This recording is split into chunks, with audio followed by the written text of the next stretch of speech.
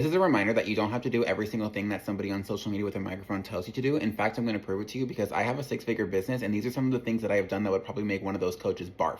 Firstly, this is how I show up most of the time. Do I have a brush through this hair? Absolutely not. Have I done any kind of skincare routine today? Nope. Is this a t-shirt with Rihanna's hand in it? Yeah. I'm not afraid to give away pretty much all of my best information for free. And people will say, oh my God, but if you give away all of your best information for free, what will you charge for? First of all, if you have to sit here and rely on something you came up with 10 years ago to still make money, then you're really not that innovative. You need to maybe re-up your skills. And also, people pay for context. They can get the information, they can get the tips and the tools and all of the things, but they need to know how it actually applies to them. That's why they would hire me. I don't make my bed every day, and no one will make me. I keep everything important in my notes app because it's accessible. I will not be using Notion. I will not be using Excel because looking at those platforms makes me want to vomit. Like, how do y'all even make sense of that? I like things that are quickly accessible to me at all times where I can easily find things. And sure, it may look like chaos to somebody else, but it makes perfect sense in my brain. I do not follow up with anybody. If you inquire about working with me and I respond to you and you don't respond back, I'm actually angry at the time I spent responding to you in the first place. I'm not going to then spend more time following up with you in hopes that you'll choose me.